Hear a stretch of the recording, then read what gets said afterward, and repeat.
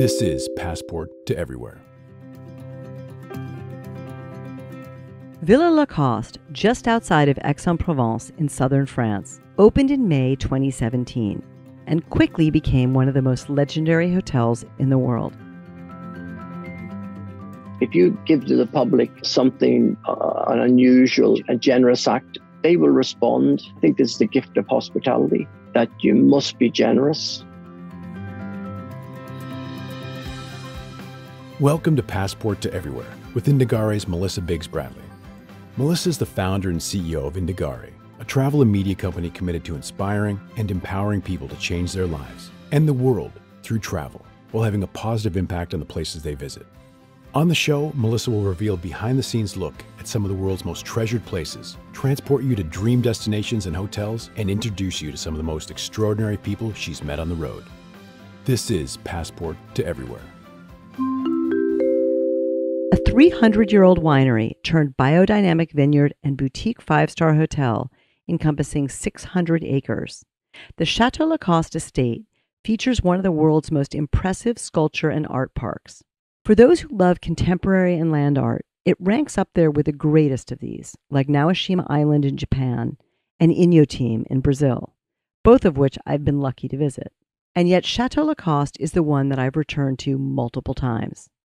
It is one of the most unique properties I've had the privilege of visiting. And as you will hear today from its owner, Irishman Paddy McKillen, it is a true labor of love and an expression of a rich life of passion and deep friendships. The property's massive art park, known as Château La Coste, features works by some of the most notable names in contemporary art and architecture, with sculptures and buildings from the likes of Frank Gehry, Tado Ando, Louise Bourgeois, Andy Goldsworthy, Tracy Emin, Sean Scully, and Ai Weiwei, to name a few. The on-property vineyard produces a slew of wines, including organic wines from Provence, as well as more full-bodied Argentinian varietals. The latter perhaps has something to do with the influence of Argentine celebrity chef Francis Mallmann, whose first and only European restaurant, Francis Mallmann at Château La Coste, is one of multiple fantastic farm-to-table options on property. I'm excited to reshare this Passport to Everywhere archival episode, where the mastermind behind it all, Paddy McKillen, joined me to discuss the property. The West Belfast-raised self-proclaimed investor-operator has had his hand in some of the world's most luxurious hotels, including London's trifecta, the Connaught, the Berkeley, and Claridge's. We'll zero in on the entire complex of Château La Coste, learn how Paddy turned his vision into reality, and discover what's to come. I'd love to start, Paddy, with how you got into the hospitality business. I mean, I know you grew up in West Belfast and started work at your family's company in motor repairs. Tell me what experience brought you into the way you think about hospitality, which is very different from other people. Yeah, I think, first of all, Melissa, my father was a great educator on hospitality from the point of view of taking care of every type of customer. He was pretty amazing. And, I got everything I know basically from him. But because I was in the family business, which was in motor repairs, and he was constantly taking care of people, having their cars ready in time, giving an incredible level of service. So I sort of got it from him. But the first foray into hospitality was we bought an office building in Dublin and we refurbished it and put it in the market. And when the building was finished, there was a recession in Ireland and we couldn't get a tenant. And meanwhile, the bank was ringing me every day, where's the income? Where's the income? As happens, I think I was about 25 at the time. I looked around the building, the big empty floors one day. It was about 100,000 square feet. And I said, my goodness, to keep the banks off my back, I'm going to have to come up with another idea. Suddenly I thought the layout seems to work with windows down each side, maybe a hotel. You can't believe it. And back the bank for more money, given this big story that, this might work for a hotel and we'd get a great operator. So we took an extra year to change the whole project. When it was finished, there was a recession in the hospitality business in Ireland. So I looked at the banks between the eyes one day and I said, listen, I'm going to do this myself. I'm going to operate it myself. I don't think this is rocket science. Again, to get them off my back. And that was it. That was our first. It was in Temple Bar in Ireland. And I was in the hospitality business, whether I liked it or not. So it all took off from there. And how did your father feel about your move into that business? He loved it. Yeah, anything to do with customer reaction, customer interaction, he loved it. He loved it. He was well up for it. Supported me the whole way. What do you think the key elements of hospitality are? How would you define it? I think, Melissa, it takes a special type of person. I think people dive into hospitality as a stopgap. We never want to hire that type of person because you really must be dedicated. You must be passionate. You must be almost emotional about taking care of your guest. As I say many times to our staff, we're simple innkeepers. And an innkeeper goes back to a roadside inn where, the traveler arrives, they want food and board. And even if you have to take care of their horse, that's your duty. Many times they have to give up their own bed. As I've done many times in London, I've often, been moved out of my room at midnight to take a late check-in. And I walked up Bond Street with my bag and checked into another hotel that the manager would organize for me. So that's what customers and our guests require. And if you're not up to that, if you're not prepared to give it, 8 days a week and 25 hours a day, well, I've often said to my staff, you're better in a 9-to-5 job. This isn't for you. So you really have to be deep down really interested in pleasing people, taking care of them and making them happy. And by the way, that's only 10% of the population. Not many people like that. Not many people like to be subservient to guests or customers. But if you don't come from that background, and I made sure all my kids particularly worked as waiters in restaurants when they were young. Doesn't matter what background you come from, you have to take the good and the bad and the ugly, and you have to take an angry client and you have to still work with them with a smile. But when I'm interviewing some of our staff, the first thing I said is, I never want to hear the word no. Do not even think about it unless, the request is maybe illegal or whatever. But you just can't afford to say no. Whatever the guest requirement is, there is a way of doing it. So you really have to be passionate about the business. And some people fall into it by accident. Some people, use it as a way to another job. But unless you're really dedicated to make people happy, then don't even get into hospitality. That would be my view. It's a very tough business. I totally agree with you. And it's not something that you can learn. As you said, 10% of the population either has that kind of heart where they really do feel a kind of a purpose in doing things for others. And then there are a lot of people who just don't. And I think the most important thing is to have that inclination. So how did you go from the one hotel in Ireland in Temple Bar to Château La Coste? I know there's a long time in between and a lot of bigger adventures in hospitality to get you to this ultimate one. But how did that happen? Well, I was offered an opportunity to invest in what was the Savoy Group in London, which was the group of 5 hotels, the Savoy, Claridge's, Connaught and the Berkeley. And I jumped in head first, not knowing to the extent that I would be eventually involved. That was in 2004. And we created 6 amazing properties, including the refurbishment of the Connaught and the Berkeley and Claridge's. At the very same time, we were offered an opportunity in France, in Provence, where we've had a home for maybe 30 years. We lived along the coast in Cap Ferrat, but my sister had stationed herself while writing a book on food in the markets along the coast, the south coast of France. And I used to come up and see her. And I asked her once, are there any projects? Because when I go places, I always love, I get bored quickly and I love to be doing something, restoration or whatever. So it went from looking for a small Bastide to restore as a sort of a holiday home to eventually coming across this amazing property, which was just put on the market, which was Château La Coste. And it was basically at that time a very simple farm producing, what we would call a mediocre rosé and white wine. So that was the first introduction to the property. And it was through my sister, Mara. It is so much more than a hotel. I mean, I consider it truly one of the most incredible contemporary art experiences that exists in the world today. Well, thanks a million for that beautiful comment, Melissa. It has become the amazing place it is sort of organically. I didn't have the big full picture at day one. No is really the clear answer. But it developed very quick.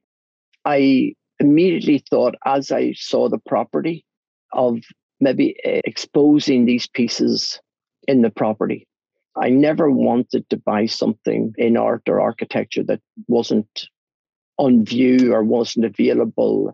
I never wanted to buy anything to put in a carton in a basement or hide it away. Art is there to be shown, and the more people can see these pieces, the better for everyone. At that time, I was negotiating with the amazing Louise Bourgeois to purchase one of her series of spiders. And I also had purchased a magnificent mobile sculpture by one of my favorite artists of all time, Calder. And I was discussing with Louise in New York, and the idea really popped up my mind in like a second. Maybe this piece, if she was willing to sell the spider to me, that it could maybe be on water, for example, and that really triggered her imagination and her interest. And also, she asked me what architect I would use, and again, Ando jumped out of my mind, the Buddha of architecture from Osaka. So in a few seconds, I had this idea of the spider on water on a development project designed by Ando. So that really is how it sparked. And because my business is architecture, construction, I'm always working with architects. I have worked with all these amazing people who I call friends. And eventually I would tease them about doing something in Provence.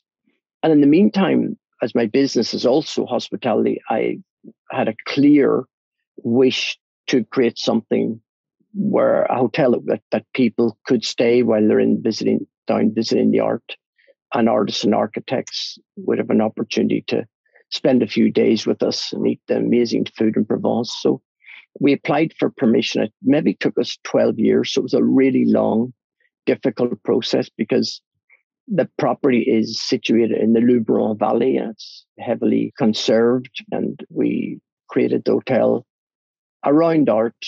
Guests really have this fantastic opportunity to enjoy, first of all, the nature and the Provence landscape.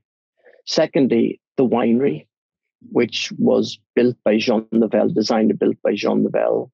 And then the art, sculptures and architecture is just a magnificent asset to have while guests are staying.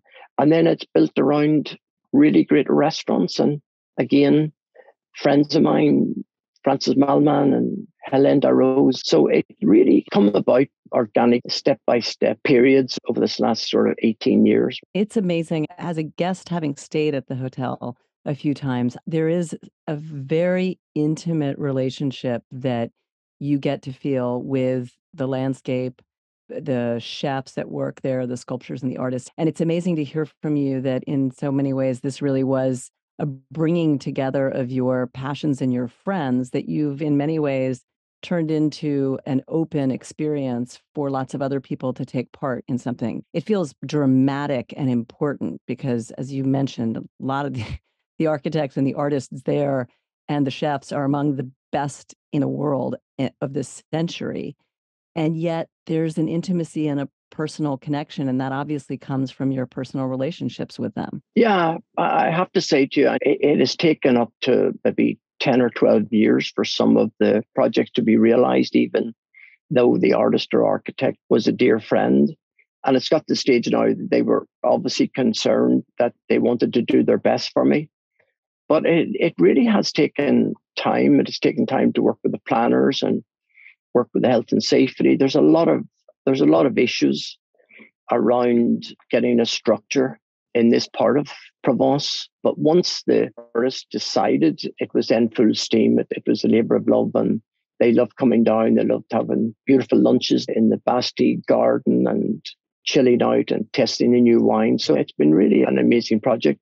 At this stage, I think we're probably about 50% through the process. As you know, we have almost another 30 major projects, whether it be pavilions or sculpture, gone through the drawing board or gone through the planning stage at the minute. So what you see, we're probably about 50% through our program. Are there particular projects that you can talk about in terms of them being, ones that you worried might not come through, that were particularly challenging or interesting in terms of making them happen? I mean, there's so many things that I love there, from the Gary structure to the Tatoando one. And as you mentioned, just even seeing the Calder and the Louise Bourgeois on that sort of reflecting pool outside of his building is amazing. But the Oscar Niemeyer Pavilion just absolutely blew me away. And I can't imagine that was an easy thing to come up with when, he's been dead. Yeah, well, I was very fortunate to work with Oscar. He died like 2 weeks before his 105th birthday. So I met him in his late 90s and we worked very closely together. This was a really important project because for several years he said that he just did not want to do a project with some of his peers, and he just didn't really like the idea. And it was only the more I discussed with him and the more we got, to what I'd call built a lovely friendship with Oscar, that he eventually agreed to do the project. And he worked very close. He worked with the model. He worked, we did a documentary together on the project. And he literally handed me the drawing, the signed off drawing, 2 days before he died. He didn't see the realization of the physical project, but he understood. And another amazing gift to me was that just on my way to the airport after receiving the signed drawings, he gave me a gift of a drawing of a chapel, which is really magnificent. It's the shape of a bell, like the bell could be sort of sliced in half. So it's half a bell with glass and concrete. And we are now starting to work on that project. Oscar's legacy will live on in La Coste, and he was just a beautiful person. But as you say, Melissa, it has taken time. Nothing comes easy. And I think people appreciate, when people come into La Coste, we took a decision not to have gates as you enter. The people thought that was madness because there's amazing art there. People could walk in, damage the art. It has never happened. We have very minimal security for the guests in the hotel, but no security on the park.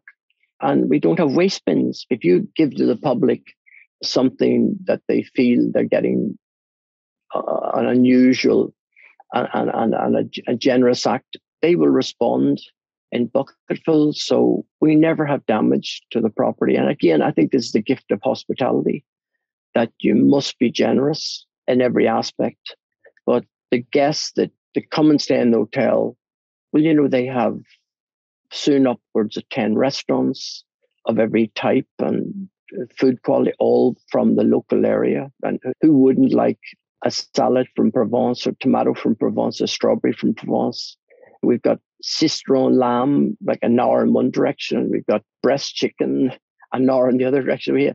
We just have an abundance of amazing, the best food in the world here. So it really touches all the senses when guests stay with us. And as long as we can give the utmost best in hospitality and friendliness and take good care, well, it's a recipe for a happy place, It is. It's an extraordinary place. You're listening to Passport to Everywhere, and we're talking with the owner of Château La Coste, Paddy McKillen, about his passion project in Provence. If this episode makes you want to discover more, check out our newest series with Atout France and the Palace Hotels of France, where we explore the 31 hotels that have been awarded the Palace distinction. In this video series, we uncover the stories of these special hotels that have transcended the 5-star rating. and Villa La Coste is one of them. There's lots of ways to approach the art and the food, but I'm curious if you have friends who come and stay, whether you have hit on any recommendations on how to think about a stay there. Yeah, people have a misconception that it's just like a sculptural garden when it's anything but. For example, every project we designed is chosen by the artist or architect in their own location, generally in a hidden location, or the whole process is one of discovery. You have to come and, as you say, spend 2 or 3 days there. And indeed, we have guests spending 2 weeks and never leave the property. Our average stay is over 2.5 days. But a lot of guests just come for the day just to sort of see whether they would like it or whatever. But they always come back, and they always plan then a family holiday or come back with their romantic partner and spend 3 or 4 days and then really take in the art. But first and foremost, La Coste is a farm.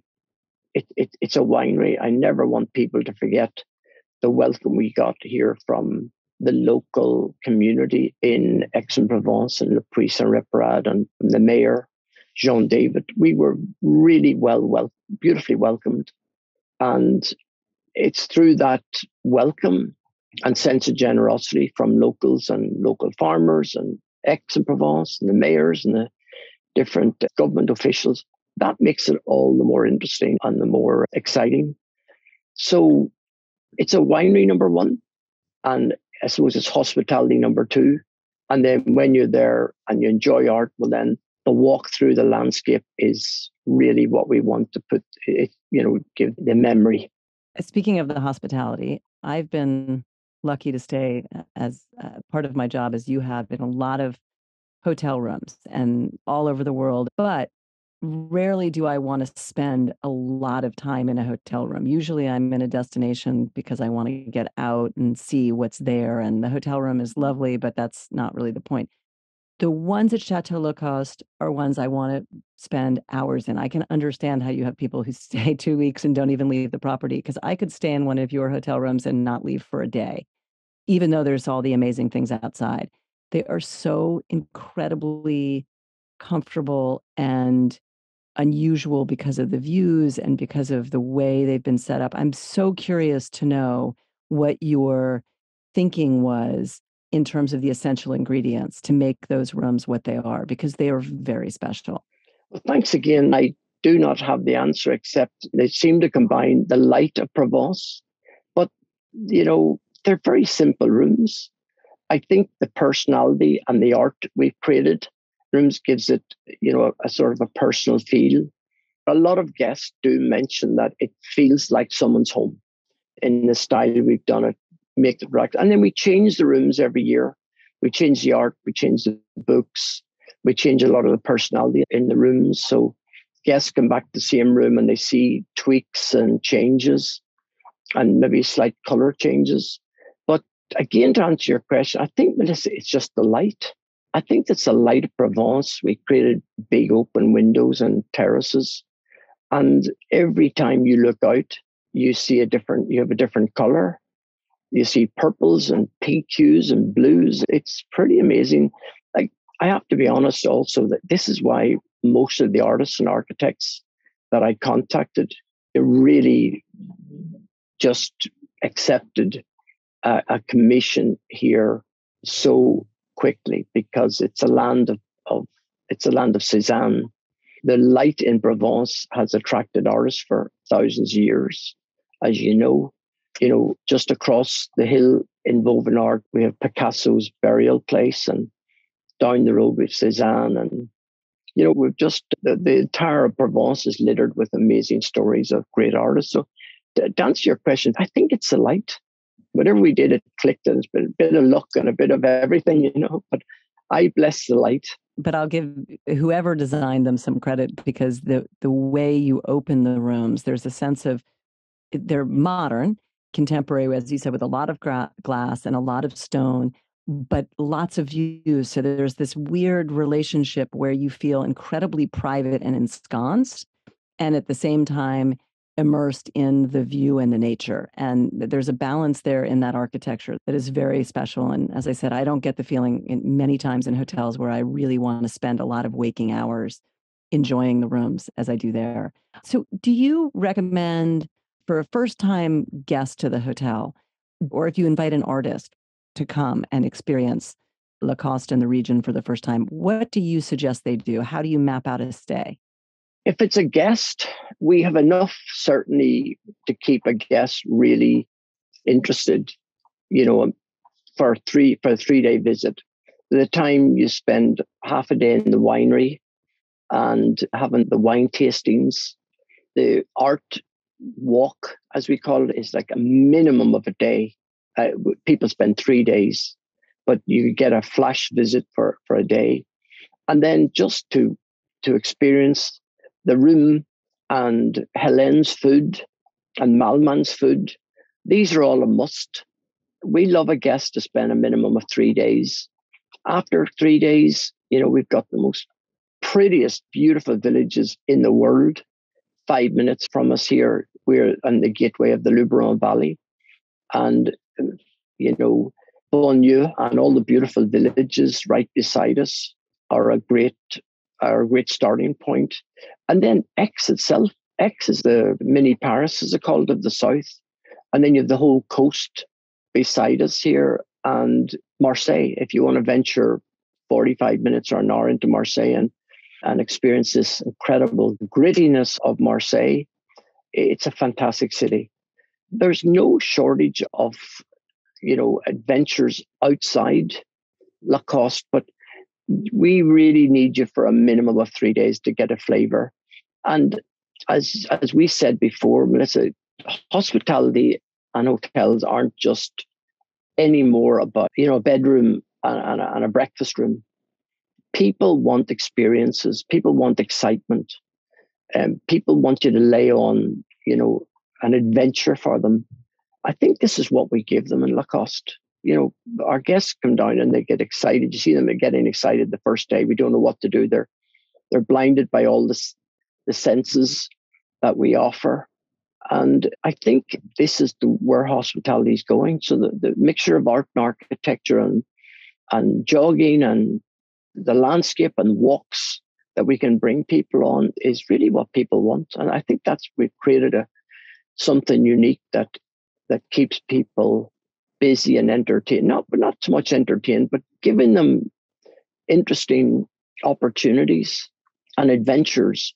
One thing that I was going to say that's really special as a guest, as you're talking about it, is that you are bringing these world-class artists and architects to Provence, and that brings the Provençal locals into the space. And for a guest, it's wonderful to be spending time with other people who are appreciating art and appreciating the restaurants, and you're eating this great Provençal food, not just with hotel guests, but with locals. Yeah, I've heard many of guests come back and said, listen, I just went down to Renzo's space and I just sat on a bench for an hour. I don't know many people sit in a gallery for an hour, but they get the light, they get the whole Zen feeling. They just love it. And Paddy, how intimately involved are you? It sounds like very, in terms of the curation of the permanent projects and the temporary exhibitions. Very much, I have to say. I don't want to say that I'm a control freak, but I probably am. But it has to be driven by a person. It's not a project that can be driven by committee. It's a project based on people, that I've come in contact with, that I love, that I admire, that I'm inspired by. And then I would make the contact with that artist or architect, and we would develop a relationship from there. A lot of them I already know. For example, the great architect, Peter Zumthor, Swiss architect. Peter and I know each other for 10 years, but we still have not realized a project, hopefully some year. So things take a time, and, no one's under any pressure to do something, but it has to be driven by a single vision, or it becomes too sporadic. I think that's my view. It has to be someone responsible. Paddy, if you had to sum up what you hope a visit to La Coste gives somebody, What would that be? They don't want to leave, or they're sad leaving. In just one word, we're sad leaving. We just want them to leave with a really good feeling that they were really well looked after. And there was a nice sense of friendliness and attentiveness and family feeling. And hopefully the weather's good and they enjoyed the food. Well, it's just an extra bonus here. But to be honest, you don't have to do an awful lot to make people happy in Provence. Like, it has everything. You know, it is. It just really. It's the sunshine, the light, and the food. We're in a very blessed part of the world, and I'm blessed to have this beautiful hotel as in the middle of it, with Aix beside us, and the Luberon to the north, and having all the incredible facilities that Provence offers. I really am thankful to the French people allowing me to open this amazing place here and give everybody a good time. And if you had to sum up what you think travel has done for you and added to your life, what would you say that is? I was lucky that I kept traveling, because with several projects going on, and the construction industry kept going, and the hospitality industry, as you know, generally had to keep going. But I think after the lockdowns, that terrible word, I think people want more adventure. And as I said, they just don't want a room and a breakfast room. They want more adventure. They want more experiences in their lives now. I think guests are prepared to travel more. I think from my point of view, guests are prepared maybe to spend a bit more on travel. It seems coming out of here, people said, hey, listen, I had to spend 2 years locked up. I'm not leaving my money behind me. I'm going to spend it as I go. There's that feeling of, let's spend an extra 20% on our travel and take care of ourselves and look after ourselves. So I feel like quality is up, and experiences. People want more for, and they deserve it. Like I often say, Melissa, to our staff, a lot of our guests save up for a year for a trip to La Coste or a trip to some of our hotels. This is really hard-earned money. This is a big deal. And I often remind our staff, if people are prepared to do that and come and stay with us, well, we have a darn big right to give them a good time. And if we don't, then get a job in the post office somewhere else, but you're not one of us. So we have a duty to take care of people if they're coming to spend their hard-earned money with us. And I think we should be on top of our game. If we want to stay in the business, we have to be pushing the boat out and giving them what they deserve. Well, thank you so much, Paddy. You've given me a lot more reasons to travel myself, and cannot wait to go back and see all of the new projects at La Coste and spend some more time in those rooms. And I'm super excited to get to Kyoto and see what you've done there. Really exciting. So thank you so much for giving me this time and for sharing the fruits of all of your friendships with the world in this incredible hotel, because that's really what it is. You've brought together some of the greatest talents out there to create something very special. And I would say, even though Provence gives you a great backdrop, there's something very special in what you've created. So thank you again. Well, thank you, Melissa. And I've only to thank my amazing artist friends, architects friends, our staff, our management. This isn't a one-person act. This is a big group enterprise. And I just want to thank everybody who was involved to give our guests the best experience they can. But listen, thanks so much. Thanks, Paddy. Take care. Special thanks to Paddy McKillen for being with us and taking the time to discuss Château La Coste. If today's episode has inspired you to want to visit France, check out our latest series in partnership with Atout France. This 5-part video series tells the stories behind France's most magical hotels and the people who bring them to life. And yes, Villa La Coste is featured. For more, head to indagare.com. That's INDAGARE.com.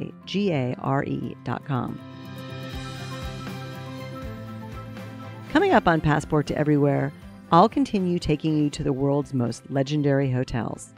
We'll discover passion projects of families and individuals who've created extraordinary stays filled with soul and heart, and we'll uncover what exactly makes them so special. Thanks for listening. Thank you for joining us at Passport to Everywhere. We hope you'll join the journey and subscribe. For more travel inspiration, visit indagare.com. INDAGARE. This has been Passport to Everywhere.